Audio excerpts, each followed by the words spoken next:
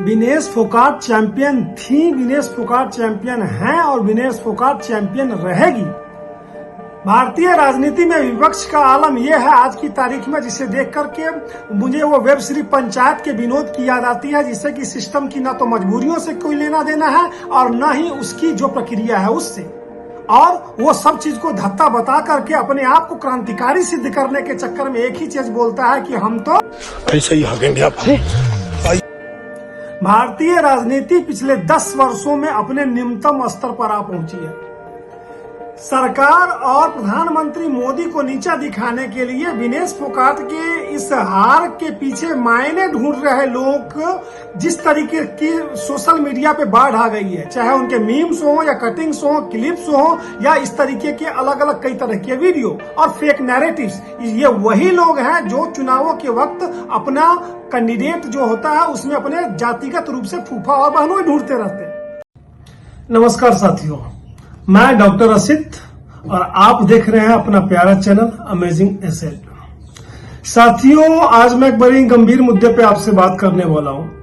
अभी ओलंपिक्स पे निगाहें रही हैं हम लोगों की और हमने देखा है हमारे देश के जितने भी कंटीजेंट्स गए थे उन्होंने अपना बेहतर देने की कोशिश की। कुछ रिजल्ट्स पॉजिटिव आए, कुछ रिजल्ट्स नेगेटिव आए। देश हमेशा की तरह उम्मीद भरी किरणों से अपने इन खिलाड़ियों की तरफ देखता रहता है। जब पदक जीतता है, ये खिलाड़ी जब पदक जीतते हैं देश के लिए तो हर्षोल्लास के साथ आनंदातिरेक की अनुभूति भी करता है 140 करोड़ की जनता, और जब शायद नहीं जीत पाते हैं तो उन अरमानों को शांति से रख भी लेता है, अपने आंसुओं के तले छिपा के या फिर अपने दर्द के तले छिपा के। ऐसी कई सारी खट्टी मीठी यादें विभिन्न ओलंपिकों से मिली है। इस बार का ओलंपिक लेकिन कुछ थोड़ा सा खास था। कैसे खास था अगर मैं बात करूं आपसे, हमारे देश की एक कुश्ती पहलवान है विनेश फोगाट। जी हाँ, नाम अनजान नहीं है, सभी लोग इससे वाकिफ है और पिछले 2 दिनों से ये मीडिया की सुर्खियां बना हुआ है। ये पूर्व में भी कई कारणों से मीडिया की सुर्खियां बना है ये नाम, लेकिन मैं उस पर विशेष नहीं जाना चाहूंगा। विनेश फोगाट हमारे देश की एक बहुत ही उज्जवल भविष्य की, बहुत ही प्रतिभाशाली और बहुत ही अच्छी पहलवान नहीं है। अलग अलग जगहों पर, अलग अलग मुकामों पे, अलग अलग प्रतियोगिताओं में इन्होंने देश का नाम रोशन किया है, अपने क्षेत्र का नाम रोशन किया है, न केवल महिलाओं का नाम रोशन किया है, वरना अगर मैं बात करूं तो संपूर्ण देशवासियों को गौरवान्वित किया है इन्होंने। कॉमनवेल्थ गेम्स हो, ओलंपिक्स में इनके प्रदर्शन रहे हो, ठीक है, या फिर विश्व पहलवानी का जो होता है कॉन्टेक्स्ट उसमें बात रही हो, राष्ट्रीय स्तर पर रहा हो, हर जगह इस खिलाड़ी की प्रतिभा में कहीं किसी को कोई संदेह नहीं है। इस बार के ओलंपिक में क्या हुआ, इनकी स्टार्ट और ज्यादा बेहतर थी। इन्होंने उस प्रतियोगी को हराया जो 80-0 से कभी हार नहीं रही थी। लगातार इनके बाउट्स थे, उसमें इन्होंने अपने प्रतिद्वंदियों को हराया और यह फाइनल तक पहुंच गए। जी हां दोस्त, फाइनल तक पहुंचना मतलब एक मेडल को पक्का कर लेना। सारे भारतवासी उम्मीद भरी निगाहों से ऐसे देख रहे हैं बिल्कुल कि भाई गोल्ड तो हमें आना ही आना है। एंड टू द वर्स्ट की अगर मैं बात करूं आपसे, चलो गोल्ड नहीं मिलेगा तो सिल्वर तो मिलेगा। वहां पे खबर आती है कि 100 ग्राम वजन ज्यादा पाया जाता है इनका टेस्ट में, और उसी के साथ 140 करोड़ भारतीयों का पदक जीतने का सपना चकनाचूर हो जाता है। हाँ जी दोस्तों, हम एक दर्शक के नाते, हम एक राष्ट्र के आम नागरिक के नाते जब हमें ये महसूस हो रहा है कि कितनी दुखद घटना है, ये कितना दुखद प्रतीत होता है। अभी हाल फिलहाल में ही हमने पिछले साल भारतीय क्रिकेट की टीम जब वर्ल्ड कप फाइनल में हारी तो संपूर्ण देश पे कुछ ऐसा ही हो गया था। वो भारत सरकार जिसने पिछले 2 सालों में करोड़ों का फंड दिया, वो भारत सरकार विनेश फोगाट के लिए जिसने हर चीज की व्यवस्था की, मैं उन पे नहीं जा रहा हूं क्योंकि ये सरकारों का उत्तरदायित्व है, और ये जो सरकार है, चाहे खेलो इंडिया के माध्यम से या पोडियम वाली योजना के माध्यम से या फिर गेम्स को जिस तरीके से इसने बढ़ावा दिया है, एक एक गेम में, एक एक खेल में प्रधानमंत्री का खुद का इन्वॉल्व होना, उसके आगे पीछे संदेश देना, चाहे वो जीत हो या हार हो, किसी भी कंडीशन में हर खिलाड़ी से 1-to-1 रूबरू होना, और तब जाकर के यहां तक पहुंचे लोग। थोड़ा सा नट सेल में बताता हूं मैं आपको। विनेश फोगाट 53 वर्ग किलोग्राम में कुश्ती लड़ती थी। इस बार जब ओलंपिक्स के क्वालिफिकेशन हो रहे थे, अंतिम पंगाल से वो 0-10 से हार गई थी। इन्होंने लेकिन ओलंपिक में जाने की इच्छा जताई। सारे क्रू मेंबर्स ने, सारे कोचेज ने, सारे स्टाफ मेंबर्स ने इनका सहयोग किया। फिर इन्होंने बताया कि हम 50 किलो वर्गग्राम में हम लड़ेंगे। होता क्या है, उस टेक्नोलॉजी को थोड़ा सा आप समझने की कोशिश कीजिए। अगर आप 50 किलो वर्गग्राम में कुश्ती कर रहे हैं तो आपके वेट जो होते हैं प्लस माइनस जो 2 kg होते हैं वो परमिशेबल होते हैं। दैट इज 48 kg से नीचे नहीं होना चाहिए और 52 kg से आपका ऊपर नहीं होना चाहिए। और ये खिलाड़ियों का बहुत अच्छी तरीके से पता होता है। क्यों? क्योंकि अगर 50 किलो वर्गग्राम में आप खेल रहे हैं तो वो अपना वेट रखते ही है 52 किलो। 2 kg का जो फर्क होता है ना, वो उस ग्राउंड पे जाकर के बहुत बड़ा फर्क डाल देता है। ये दुर्भाग्य कि उस रात में इनका केज 52 किलो 700 हो गया था। पूरी रात लोगों ने मेहनत किया। नो डाउट विनेश फोगाट ही नहीं, उनकी पूरी टीम ने उनके साथ मेहनत किया। दुर्भाग्य हमारा ये रहा कि 100 ग्राम का वजन जो है वो हम पे ज्यादा भारी पड़ गया। उसका दुख तो खत्म होने का नाम नहीं ले रहा, लेकिन यहां पर जो चल रही है ना कहानियां, और मैं इसको कहानियां नहीं बोलता हूं, ये वही लोग हैं जो जब एमपी और एमएलए का चुनाव होता है तो अपना फूफा और जीजा ढूंढने की कोशिश करते हैं अपने जातियों के रूप में। ये वही लोग हैं जिनको आता जाता तो कुछ नहीं है, लेकिन इस तरीके का अनर्गल प्रलाप करते रहते हैं और मुंह सिर्फ बोलने के लिए दिया गया है या सोशल मीडिया किसी भी तरीके से किसी भी तरीके का अनर्गल प्रलाप करने के लिए दिया गया है। इसमें पूर्णतः विश्वास करने वाले लोग, जिनका कि सुबह सो के उठने से लेकर के और रात के पुनः सोने जाने तक सिर्फ एक ही कार्य है, पानी पी पी कर मोदी और उसकी सरकार को गाली देना। चाहे काम अच्छे हो चाहे काम बुरे हो, उसमें नहीं देखना है, उसकी तह तक नहीं जानी है, चीजों को नहीं समझना है। लेकिन अगर कोई ऐसा मौका आए जिसमें इस सरकार को, जिसमें इस देश को, जिसमें देश की गौरव को, देश के मर्यादा को अगर तार तार करने में किसी भी तरीके की कोई भी जहमत उठानी पड़े तो उसमें वो लोग पीछे नहीं हटेंगे। और यही कारण है कि ये मुद्दा जो है सड़क से लेकर संसद तक। मजा यहां नहीं है, मजा ये है कि इनको ये मौका मिला नहीं। जी हां, इनको ये मौका मिला नहीं। क्यों? क्योंकि अगर मैं बात करूं, चाहे वो फॉरेन कोचेस से विनेश फोगाट को ट्रेनिंग देना हो, चाहे उनके साथ में उनके पति को भेजना हो, या इनके पसंद के लोगों की टिकट, इनकी टीम, पसंद का होटल, पसंद का खाना, पसंद की चीजें, क्या फैसिलिटी नहीं दी है भारत सरकार ने। और इसके लिए मैं भारत सरकार को धन्यवाद नहीं करता हूं, ये सरकार में होने के कारण उनकी ड्यूटी है कि हम अपने खिलाड़ी को हर तरह की वो फैसिलिटी दे ताकि जाकर के वो देश का नाम रोशन करे। लेकिन यहां हो क्या रहा है, अलग अलग ज्ञान अलग अलग दिए जा रहे हैं कसम से।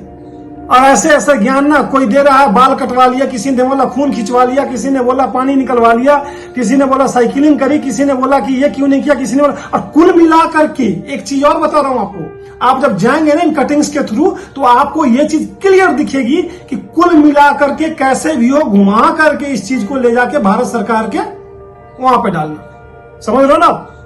जी हाँ, सरकार की व्यवस्था कितनी भी अच्छी हो, चाहे क्या बात करते हैं आप, जैसे ही ये केस हुआ प्रधानमंत्री ने तुरंत आईओए के अध्यक्ष पीटी उषा को बोला कि जाके आप बात कीजिए और हर संभव पुरजोर कोशिश कीजिए कि इस चीज को कहीं ना कहीं टर्न डाउन किया जाए। सबसे पहला ट्वीट आता है प्रधानमंत्री मोदी का, वो लिखते हैं कि Vinesh you are the champion of the champions. लेकिन नहीं, हमें तो राजनीति करनी है। और ये राजनीति नहीं है, ये भारतीय राजनीति का वो दिवालियापन है जो पिछले 10 वर्षों में अर्श से कहीं ना कहीं फर्श तक आ गया है। और फर्श तक ही रहता तब तो फिर भी काम चल जाता, लेकिन भारतीय राजनीति की सतह पे ऐसे लोग आकर के बैठ गए हैं विपक्ष में, जिनका राजनीतिक दिवालियापन सिर्फ दिख ही नहीं रहा। फर्श पर गिरे हुए जो धूल कण और राजनीतिक जो इनका पानी है ना, उस बहाव के बीच में कीचड़ में ये सुअरों की तरह लौट करके आनंदित हो रहे हैं। एक दूसरे पे कीचड़ फेंक कर सरकार पे कीचड़ उछालने की कोशिश में एक दूसरे को ही कीचड़ मान किए जा रहे हैं, बिल्कुल अपने आप को ही गंदा किए जा रहे हैं। और इनको लगता है कि हम राजनीति के नए नए आयाम गढ़ रहे हैं।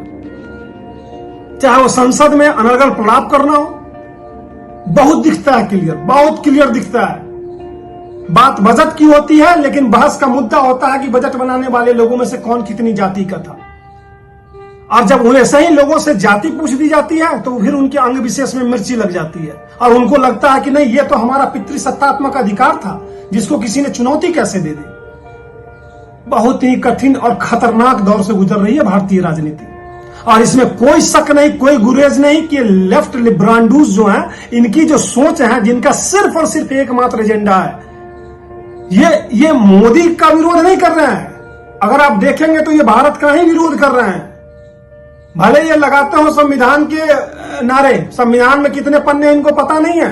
भले ये भारत माता की जय बोलते हो, भारत माता से इनको कोई लेना देना नहीं है। इनकी कहानी ये है कि अगर सरकार ने किसी के लिए कुछ अच्छा भी किया है ना, ये कुछ इस तरीके से कि अगर भारत सरकार ने या मोदी सरकार ने ये कह दिया कि भाई खुले में शौच ना करे, तो ये बोलेंगे कि नहीं, विष्टा तो हमारे जीवन का अभिन्न अंग है, हम इसको खाएंगे भी और चंदन उपटन का इसका लेप भी लगाएंगे और विष्ठात्मक जगहों पे ही हम पड़े रहकर अपने आप को आनंदित महसूस करेंगे, क्योंकि बाबा साहब भीमराव अम्बेडकर के संविधान ने हमें यह अधिकार दिया है कि हम स्वच्छंद हैं, हम स्वतंत्र हैं। ये हाल हो रखा है भारतीय राजनीति का। ऐसा खोखलापन, ऐसा दिवालियापन कभी देखने को मिला ही नहीं। रोज नए नए झूठ के आयाम गढ़े जा रहे हैं, रोज नई नई चीजें बोली जा रही हैं। ये एक बहुत ही स्टाइल किया गया था, बहुत ही डिजाइन किया गया था दोस्तों। विनेश फोगाट की हार को भारतीय राजनीति और प्रधानमंत्री मोदी की विफलता दर्शाने के लिए इसको बहुत ही तरीके से डिजाइन किया गया था। अनफॉर्चुनेटली वो चला नहीं। मजे की बात ये है, एक से एक मीम बनाए जा रहे हैं, एक से एक कटिंग्स लगाई जा रही है जिसकी कोई ऑथेंटिसिटी कहीं पे नहीं है। और कुल मिलाकर के यह दर्शाने की कोशिश की जा रही है कि भारत सरकार ने जानबूझ के ऐसा किया।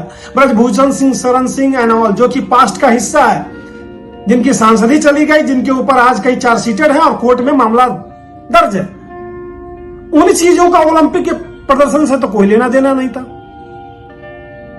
ना क्वालिफाई होने के बावजूद, अपने भार वर्ग में न होने के बावजूद मौका दिया जाता है, क्योंकि हमें पता है कि हमारी वाहन विनेश फोगाट एक टैलेंटेड कुश्तीबाज है, मादा है उसके अंदर, और वो करके दिखा सकती थी। लेकिन unfortunate was on the part, और प्रोबेबली वो दिन बारी था।